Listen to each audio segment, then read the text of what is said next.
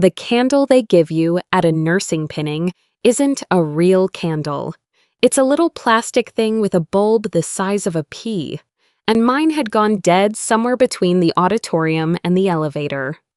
I sat in my car on the fourth level of the parking structure and held it anyway for 23 minutes.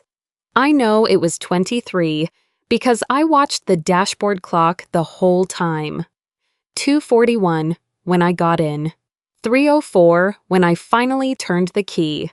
I was still in my whites. I had not taken the pin off. There is no good reason to keep holding a candle that has stopped working. And I want to be honest about that. I could have dropped it in the cup holder. I could have put it in my bag with the program and the little folded card with my name printed on it, spelled right, which I had checked twice back in March because I did not trust anyone to get it right for me. Instead, I sat there with both hands around a piece of plastic the length of a pen, unable to let go of it. My phone was face down on the passenger seat. I had put it there at 11 that morning and had not looked at it since. 41 notifications. I want to tell you what 41 notifications feel like when you are 26 and you have just walked across a stage in front of 600 people. It feels like a party you can hear through a wall.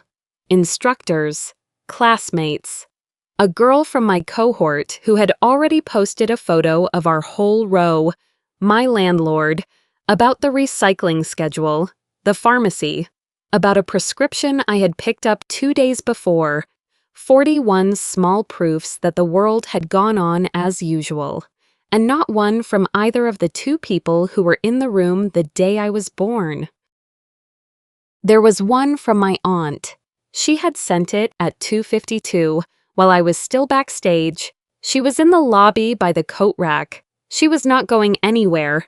They would have to physically remove her from the building before she left without seeing me. She had underlined nothing. Marlene does not underline.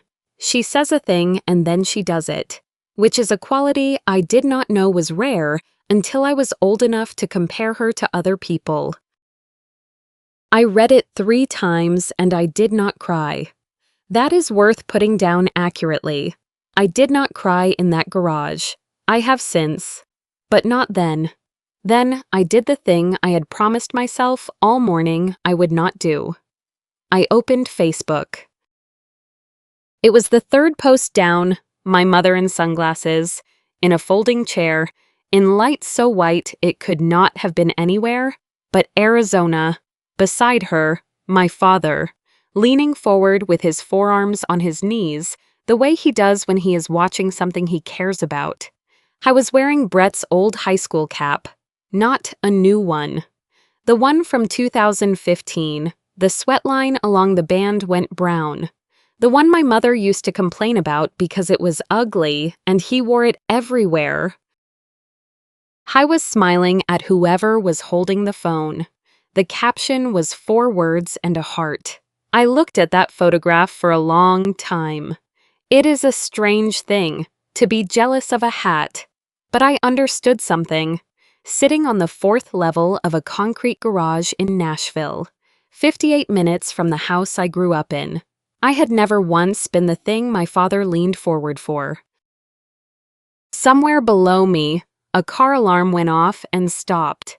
The bulb in my hand stayed dark. Eventually, I put the candle in the cup holder, and it stayed there for the rest of the summer, and I never once threw it away. My mother posted the photograph at 2:07 that afternoon. I know the exact minute because I checked it later. The way you press on a bruise. 2:07 was when they called my name. You have to understand the arithmetic of my family before any of the rest of it makes sense. My brother was not cruel. I want that on the record, because people hear a story like this one and start looking for a villain with a mustache, and Brett does not have one. He was loud. He was funny in the effortless way that makes other people funny by association. He came into a room and the room reorganized itself around him, and he never once asked it to. That was the whole problem. There was no malice in it. He simply took up all the available space, the way water does, and the rest of us lived in whatever was left over. My mother kept a binder. I want to be precise about the binder, because it is the closest thing my family has to a sacred object, 3-ring, navy blue, bought at an office supply store in the fall of 2011, when Brett was 14 and made varsity as a freshman. Box scores clipped from the county paper, tournament brackets, printouts of his batting average by season, his on-base percentage, the year his velocity jumped 4 miles an hour over one summer. She updated it every season. She updated it the year he was hurt, which I have always thought was the most revealing part, because there was nothing to put in it that year, and she found something anyway. I got a Division I scholarship. Everyone in Bowling Green said it that way. A scholarship, singular, definite, like a diagnosis. What nobody said out loud is that baseball scholarships are almost never full. He was partial. My parents covered the rest for 4 years. Tuition and books and the apartment off campus. And they never discussed the number in front of me. And I never asked, because asking would have made it real. I was the other one. I got the grades. I brought home report cards, and my mother would look at them for about the length of a breath and say, "That's nice, honey." In exactly the voice she used to say, it looked like rain, not unkind. That is what I need you to understand. Never once unkind. Just the tone you use for information that does not require you to do anything.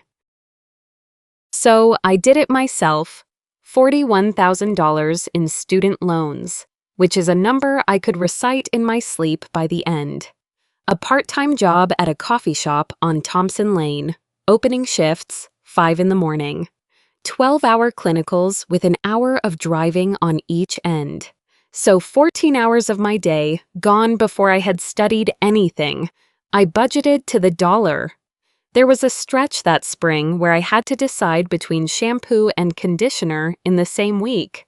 And I want to tell you I found it funny at the time, but I did not.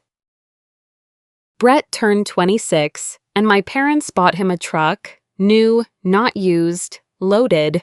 My father put up Bo on the hood because he had seen it in a commercial and had apparently been waiting years to do it. I found out on the phone.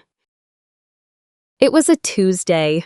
My mother told me about the truck in maybe 90 seconds, and then she spent the rest of the call, 11 minutes.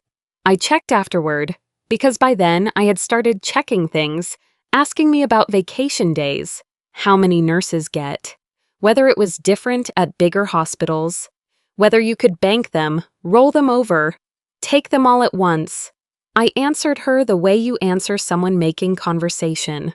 I was tired. I had a shift at 5. Somewhere in those 3 years, I made a deal with myself.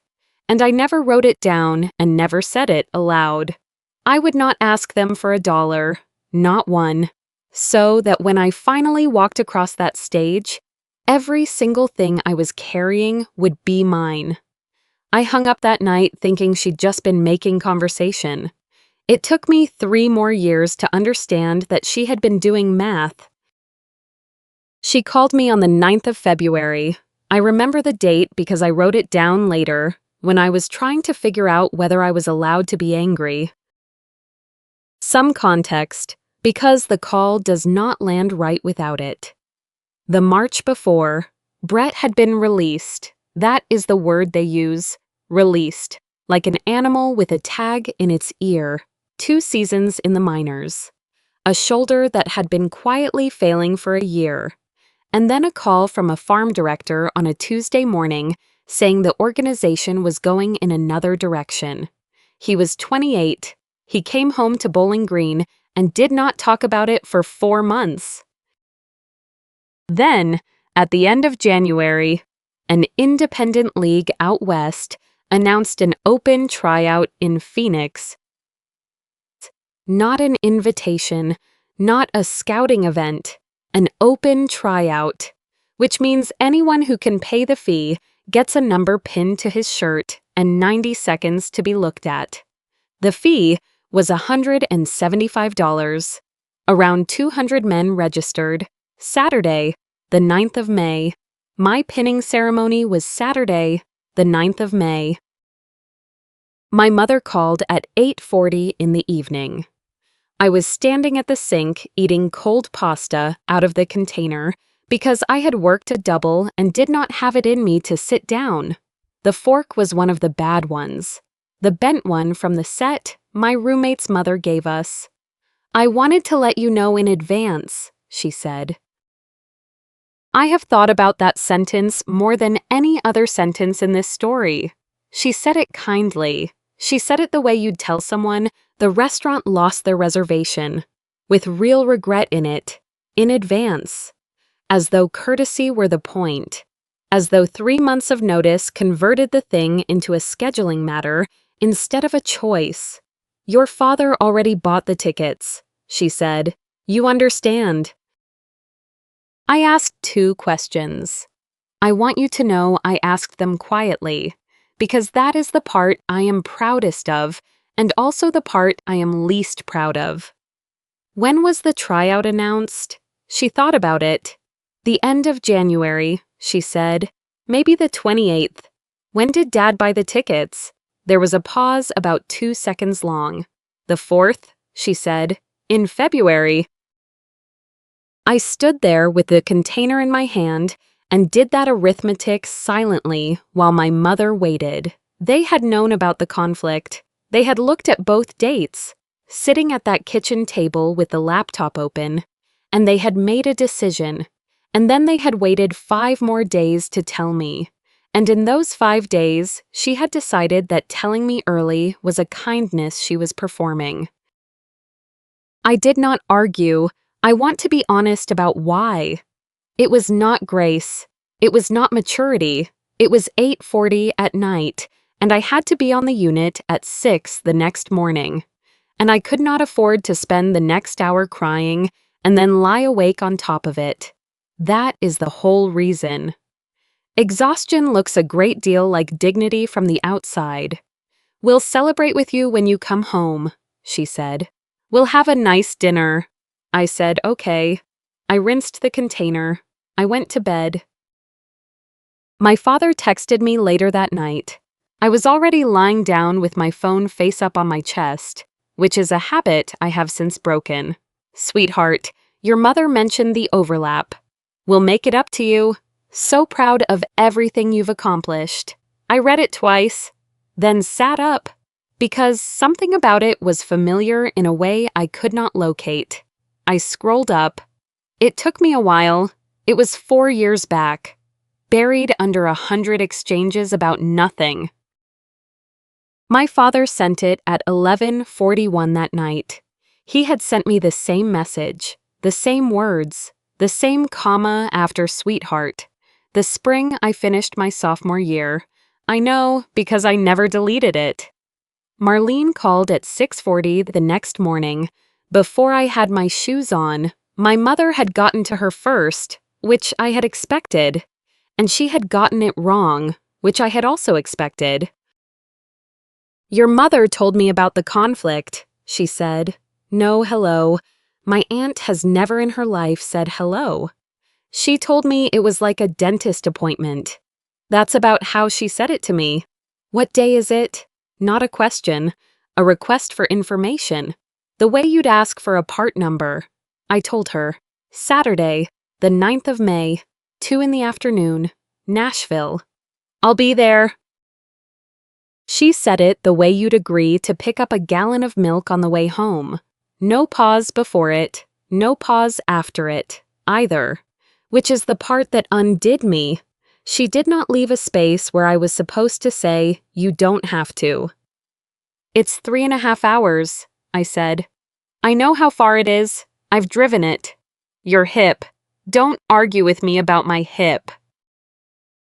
I put my hand over my mouth so she would not hear what my face was doing. There was a long quiet on the line, and I understood she was going to wait as long as it took. "Okay," I finally said. "Okay," she said. "Now tell me where to park. Here is who my aunt is, because you have to know or the rest of it is just a woman driving." Marlene Kessler is my mother's older sister by 6 years. She has lived alone in a farmhouse 20 minutes outside Lexington since her divorce in 2018, which my grandmother, I am told, never entirely recovered from. Not the divorce itself, but the fact of it, the way it looked. Marlene kept the house. She grows more tomatoes than one person can eat and gives the rest away in grocery bags left on porches without knocking. She teaches a ceramics class at the community center on Wednesday nights, has for 11 years, mostly retirees and one teenager who never speaks. She calls me on my birthday. She also calls me on random Tuesdays, with exactly the same frequency and exactly the same tone, which took me until about 23 to recognize as a kind of love. In March, the program office handed out a form. It was half a page, name, student ID, cohort year, and then one line near the bottom with a box drawn around it, name and relationship of the person who will pin you. That is the tradition. Someone comes up onto the stage and fastens the pin to your uniform, and it is supposed to be the person who got you there. I filled it out, standing in the hallway outside the simulation lab with the paper against the wall. I wrote Pamela Pruitt, Mother. It took me about 4 seconds. I did not think about it at all, which I have decided is the saddest sentence in this entire story. Each of us also got 4 guest tickets, printed, numbered, the kind that gets scanned at the door. In the second week of April, I walked 2 of them back down to the program office and set them on the counter and said I wouldn't be needing these. The woman took them without looking up and put them in a drawer with others. And I remember being surprised that there was a drawer, that there were others, that I was not the only person in that building giving tickets back. Then, at the end of April, I asked for a second form. I filled it in right there at the counter with a pen chained to a clipboard, and my handwriting came out worse than I wanted it to. Marlene Kessler, Aunt. The woman at the desk said, "People change their minds all the time. Sweetheart, don't think twice about it." She didn't ask why. I threw the second form in my bag, and I kept the first one, and I still cannot tell you what I thought I was going to do with it. Rosa Alvarez cornered me in the med room in the 3rd week of March and asked whether I had ever thought about critical care, and I said no, because that is what you say when someone suggests something you have wanted so badly, you have not let yourself want it. She just looked at me. Rosa was my clinical coordinator. She had been a trauma nurse for 19 years before she started teaching. And she has the particular stillness of a woman who has watched people lie to her in every direction and stopped taking it personally. "Try again," she said. I said yes. I said I had thought about it constantly since my ICU rotation, that I thought about it on the drive home, that I had read the unit's protocols on my own time like they were a novel. "That's what I thought," she said, and went back to counting. 2 days later, she told me she had put my name forward for a new graduate residency, not a job posting, a nomination, a Level I trauma center in Portland, Oregon, running a fall cohort with an ICU track. And they took applications from coordinators before they opened them to the world. I thought about it for 4 days. I want to be honest about the 4 days. I was not weighing options. I was waiting to see whether the wanting would go away on its own. The way it usually did, it did not. I applied on a Sunday night after a 12-hour shift, in my scrubs, at my kitchen table, and I told nobody in my family, not one person. The offer came in the middle of April. It was contingent. I want to say that plainly, because I have heard people tell this kind of story as though a hospital hands you a job and a start date, and you simply go, contingent on graduating, contingent on passing the NCLX RN, which is the licensure exam, which I had not yet been cleared to sit for, and contingent on holding an active Oregon license. That last one was the part that nearly ended it. Kentucky belongs to the Nurse Licensure Compact. One license, 30-some states. You cross a line, and you're still a nurse. Oregon does not. In Oregon, my Kentucky license would be a nicely printed piece of paper. I would have to apply for licensure by endorsement through the Oregon State Board of Nursing. A separate application, a separate fee, fingerprint cards, a background check, and a processing window the board's website listed as 4 to 6 weeks, which anyone who has done it will tell you means 8. The cohort started on the 11th of August. There was money in the letter, too, and I need to describe it accurately, because it is why any of this was possible. A sign-on bonus, paid in 2 installments, one at hire and one at 12 months, relocation assistance, and underneath it, a 2-year commitment, leave before 24 months, and you repay it, prorated, in full, within 90 days. I read the repayment clause 3 times. Then I sat back and thought, 2 years. I have already survived 3. I want to tell you the first thing I felt was joy. It wasn't. I sat in my car in the same garage where I would later sit holding a dead candle. And what came up my throat was not excitement or fear or happiness. It was a relief, a long, shaking exhale, like I had been holding my breath since I was 23, and somebody had finally walked up and told me I was allowed to stop. Then I did something I am still embarrassed about. I emailed the recruiter and asked, politely, whether the annual figure in the offer letter might have been entered in error. She wrote back in 9 minutes, no errors. That's the ICU differential plus nights. Congratulations, Delaney, 11 weeks to become somebody else on paper. I wrote the date on a sticky note and put it inside my closet door, where nobody would see it but me, and I did not tell a single member of my family. I woke at 5:20 on the 9th of May without an alarm, which is what happens when your body has spent 3 years deciding it does not trust you to be on time. The first thing I did was iron my uniform. I had been putting it off for a week. I told myself it would wrinkle again in the car, that it made more sense to do it the morning of. And then I stood there with the iron heating up and understood that I had not been managing wrinkles. I had been avoiding the moment when the thing became real enough to press. It took 9 minutes. I have never been so careful about a collar. At 5:43, I let myself look at my phone. Marlene's had come in at 3:55 in the morning.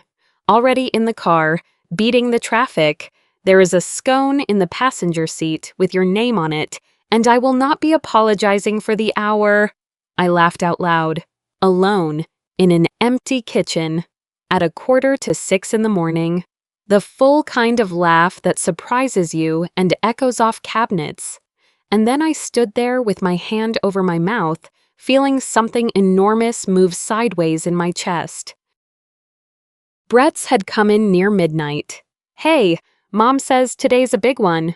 Go get it, sis. 9 words, clearly rewritten. And I could feel him not knowing what to say. And I have kept that one too. My mother arrived at 6:14 while I was pinning my hair back. Thinking of you today. We're headed to the airport now. Can't wait to hear how it goes. Love you. 3 exclamation points, 2 hearts, a little graduation cap emoji she must have gone looking for. Nothing after that. Not at 9, not at noon, not at 2. I want you to sit with the arithmetic of it the way I have.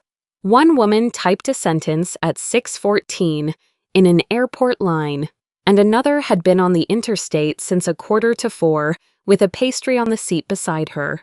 And the one with the exclamation points is the one who gave birth to me. The auditorium seats about 600. There were 110 of us. You hear it before you see it. From backstage, that low, warm hum of full room makes hundreds of people talking about nothing at all. I stood in the wings in my whites with my little plastic candle and listened, and thought, absurdly, that it sounded like weather. They did the Nightingale Pledge first. We all raised the candles at the same time, and 110 small bulbs came up out of the dark at once. And at the end of the pledge, we lowered them and turned them off together. And the room went back to ordinary light in a single second. I have thought about that a great deal since. How the whole point was that we did it at the same time. I found her before they called my name. Third row, left side, in the navy blazer she wears to Christmas and funerals and nothing else. She was already crying, not delicately. She was crying the way people cry when they have decided in advance that being moved matters more than being dignified. And the woman next to her had already handed over a tissue, and Marlene had taken it without breaking eye contact with the stage. Beside her were 2 empty seats, numbered, scanned by nobody. They called my name at 7 minutes past 2, and my aunt stood up out of that third row, and on her way to the stairs, she said to the strangers on either side of her, not quietly, "That's mine." She came up the steps slowly. I had not thought about the steps. She got to me and put one hand flat on my shoulder to steady herself. And she smelled like lavender and cedar and faintly like the car. And up close I could see she had done her nails, which she never does, and that there was still a line of dried clay under 2 of them. It took her 3 tries to get the pin through the fabric. Her hands would not hold still. Nobody in that room made a sound while she worked. 110 graduates and 600 people. And I stood there in front of all of them, being fixed to something by a woman with clay under her fingernails. And I thought, this is enough. She is enough. I almost believed it. She ordered for both of us, the way she has since I was 9, with the confidence of a woman who has been eating Thai food since before I was born and does not intend to be talked out of it. It is a small place 4 blocks off campus with 11 tables and a corner booth, and I had eaten there exactly once, on a night I could afford it. We took the booth, I opened my menu and closed it again and told the server I'd have the vegetable noodles. I had not looked at anything. I did not read a single line. The vegetable noodles were $9, and I knew that from the one time before. And I ordered them the way you put your hand out for a railing. Marlene handed the server both menus. "She'll have the duck," she said. "I'll have the panang, and bring us the spring rolls, the fried ones. I don't need—" "I know you don't." She told me about the drive while we waited. She left Lexington at 3:40. She stopped in Richmond because there is a gas station there with a bathroom she approves of, and she will not use any other one. She had a podcast going the whole way, some series about women who ran country stores during the Depression, and she said the name twice, made me put it in my phone, and asked an hour later whether I had. The scone had been for me. She had eaten it herself somewhere around Cave City, and she was not sorry. Then, halfway through the curry, she reached down beside her and put a shoebox on the table. She set it between the Penang and the water glasses. She did not say anything. She just pushed it a few inches toward me and then picked her fork back up. I opened it. Report cards. Not one. All of them. Going back to elementary school, the old ones with the mimeograph. Smells still faintly in the paper, a clipping from a school newsletter about a district science fair I had genuinely forgotten I entered. I was in 7th grade, and I had done something with water filtration, and there is a photograph of me looking at the floor. A ribbon. A note from a teacher I did not remember writing to a parent I do not remember reading it.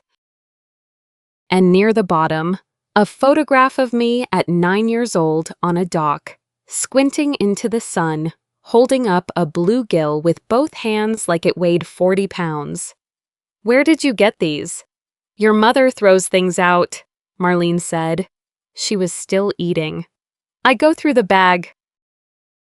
She said it the way you'd mention that you take the cans down to the recycling center on Saturdays. No weight on it. No implication. She reached over, took the fish photograph out of my hand, looked at it, and put it back in the box. I did not say anything for a while, neither did she, which is one of the 2 or 3 great mercies of my life.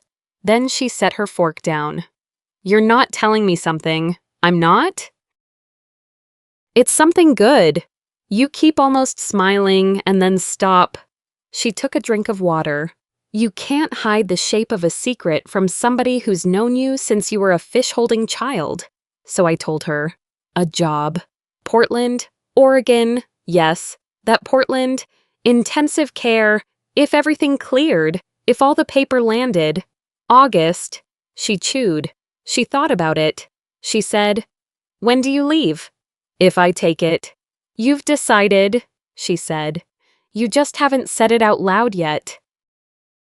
The check came and I reached for it, and she put one finger on the leather folder and slid it away from me without looking up.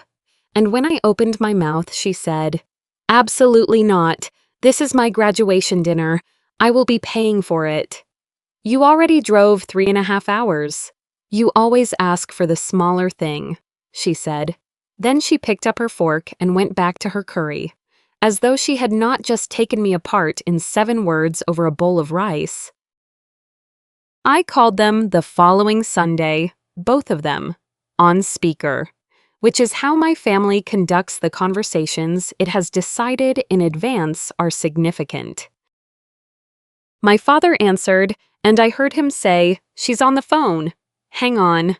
And then the small domestic sounds of that kitchen came through the line the way they have my whole life. The coffee maker is running, the cabinet over the sink, the one with the hinge nobody has ever fixed, opening and giving its little dry creak. I could have drawn the room. I told them about the job. There was a pause. Then my father said, Portland, Oregon. That's quite a distance. There are good hospitals right here, my mother said. She had picked up the other handset. I could hear her in both ears at slightly different times. Your cousin Shelby is at St. Anthony's. I could ask her who to talk to. I don't want St. Anthony's. It just seems very sudden. I've been working toward critical care for 2 years. It's sudden to us, she said, which is a different sentence, and we both knew it. My father asked what it paid. I told him. There was a silence on his end, about 1.5 seconds long. And then he said, well, yes, that's good money. He said it the way a man says something while revising a number he has been carrying around in his head for a long time. My mother asked when my lease ended. August. I said. She asked what I'd do about my furniture. Leave most of it. She asked what I'd do about a church. Then she said, your father's knees are getting worse. I did not answer. I have learned that if you leave a silence with my mother in it, she will fill it herself, and she will tell you the truth on the way through. The doctors mentioned replacement, both of them, eventually. And you know I can't lift him, a breath. I just always assumed, with your schedule, with the days off you all get. And there it was. I sat down on the arm of my couch. 3 years. That question was 3 years old, She had asked it on a Tuesday night in a phone call about a truck. 11 minutes of it. And I had answered her politely while I ate standing up because I thought she was making conversation with her daughter. She had not been making conversation. She had been running a projection. Somewhere in the back of that woman's mind, there was a spreadsheet, and my brother was in the column marked joy, and I was in the column marked coverage, Mom. And I'm not saying tomorrow, honey. I'm saying eventually. And I just don't understand why you need to be so far away from your family. There it was again, the other one. The sentence she has been saying to me in one form or another since I was 17. And I want to tell you that I had planned what I said next, that I had it written down somewhere, that I had practiced it in the bathroom mirror the way I practiced my head-to-toe assessments. I hadn't. It came up out of me flat and quiet, and I have gone over it since, and I still do not know where it came from. Mom, what color was my uniform? Here is what happened afterward. So you have it. I sat on that couch arm for about a minute without moving. Then I got my laptop off the kitchen table and opened the portal and formally accepted the offer. And the confirmation page took 11 seconds to load, and I watched every one of them. But in the 4 seconds before that, she started to answer, and then she stopped. I heard my father shift in his chair. Somewhere behind them, the coffee maker clicked itself off. I'll call you next week, I said, and I hung up before she could guess, because I did not want to know how close she would have come. Brett called on a Tuesday. I looked at his name on the screen for 4 rings before I answered, which is not something I am proud of. But I have decided to stop editing myself out of my own story. It was the 2nd week of June by then. Hey, he said. Mom's upset. I know. She says you're going to Oregon. I am. He was quiet for a second. My brother has never been comfortable in silence. He fills them the way other people breathe. Always has. And I could hear him working up to something. I'm sorry I wasn't there, he said. At your thing. You're pining. It's okay. It's not. There was something in it I had not braced for. You did 3 years of that on your own, and we were all just wherever we were. I should have told them to go without me. It wouldn't have mattered. Brett, no, listen. And then he told me about Phoenix. 200 men in a line outside a chain-link gate at 6 in the morning. In Arizona, heat already climbing at 6. Most of them under 24. They pinned a paper number to his shirt. Number 114. They ran him in the 60. He said his time out loud to me, and I did not know enough to know whether it was good. And something in how he said it told me it wasn't. They put him in the outfield and had him throw to third. Then batting practice, 12 swings. I was done by 11 in the morning. They said they'd be in touch with anyone they wanted to see again, he said. And? Nobody called. A pause. It's been a month. Nobody called Laney. Not one. 3 weeks after that, he had taken a job selling commercial insurance for an agency off Scottsville Road, 10 minutes from the house we grew up in. And he said the word insurance the way you'd name a town you got stuck in overnight. I did not say anything. I want to be honest about the shape of that silence, because I have thought about it a great deal. It was not a triumph. There was no part of me that felt one thing settle into place. It was just very quiet in my apartment. And I was holding a phone, and my parents had spent a non-refundable amount of money and one irreplaceable afternoon on a number pinned to a shirt. Anyway, he said, it's fine. It's a job. And the money's better than the miners, which is a hell of a thing to be able to say. Then, because he needed to move us off it. At least you got the school stuff paid down some. That helped, right? I said. What? Grandma's money. The 2019 thing.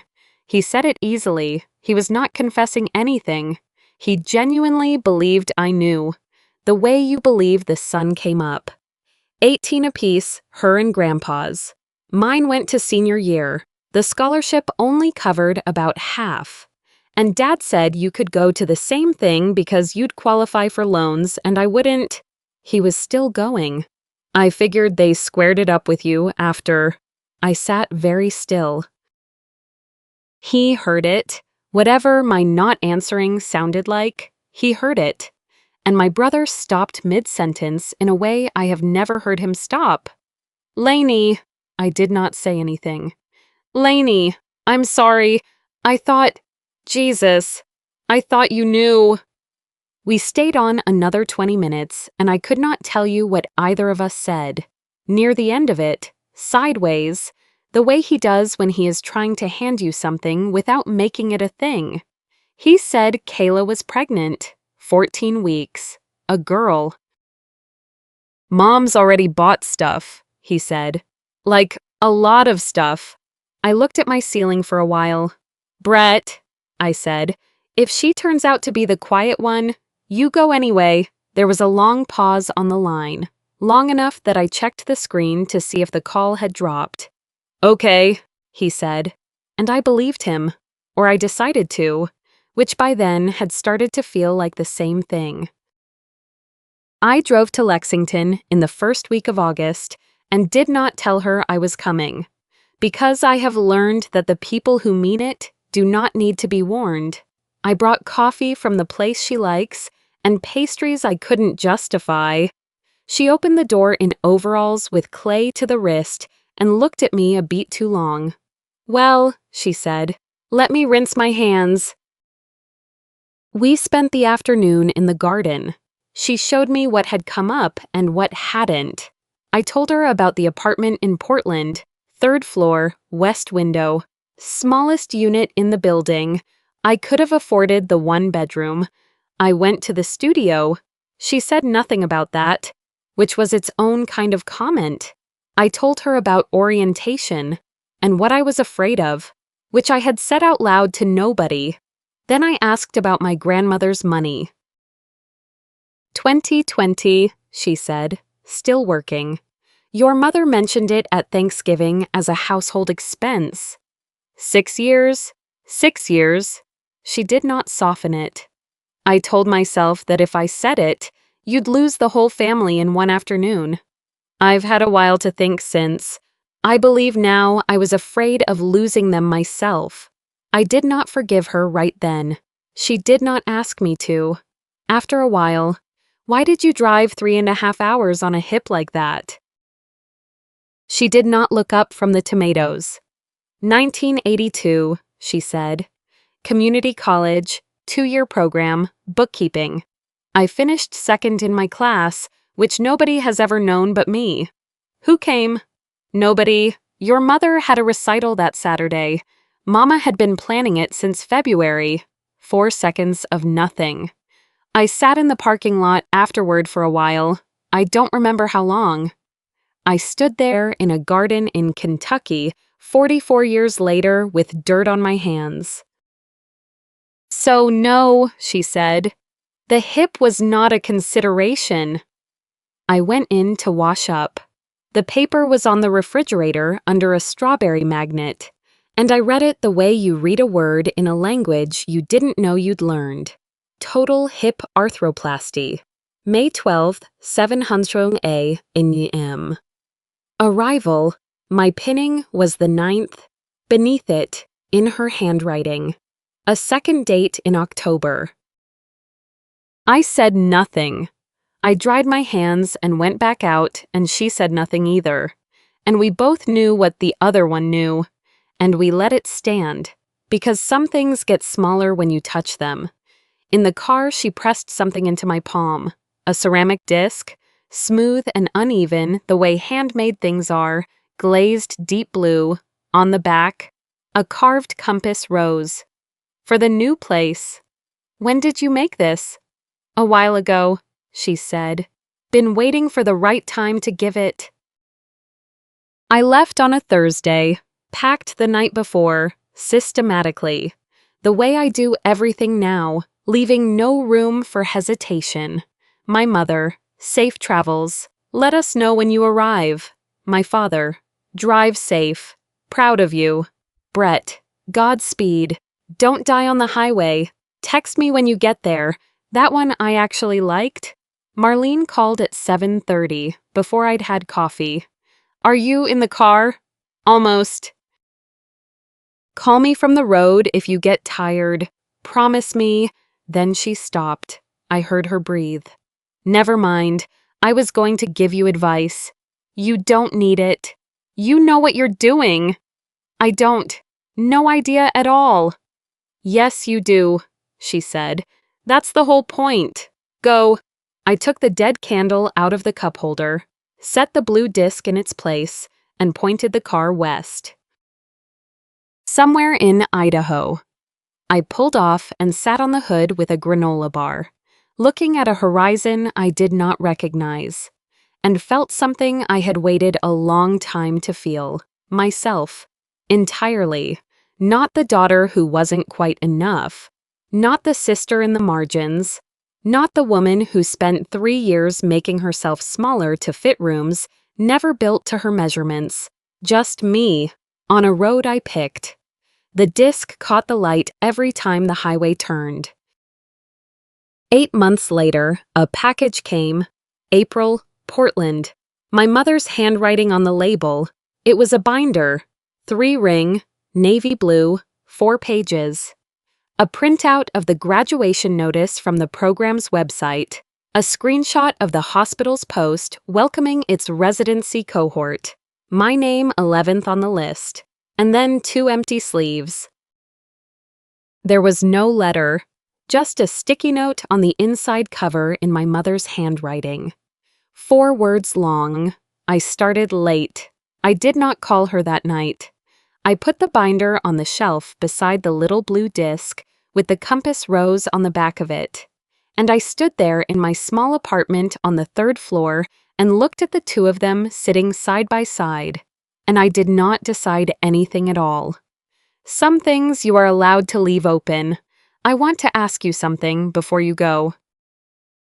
Somebody drove for you once, sat in a folding chair in a room full of strangers when the people who were supposed to be there had somewhere better to be. An aunt, a neighbor, a teacher, somebody's mother who was not yours. Tell me their name in the comments. Just the name. I read every one of them. And I think they should be written down somewhere. And if you have ever been the quiet one in your own family, the one who got, "That's nice, honey," I'd like to know that too. If this one found you at the right time, subscribe. There's a new story every week, and I'd like you in the room for the next one.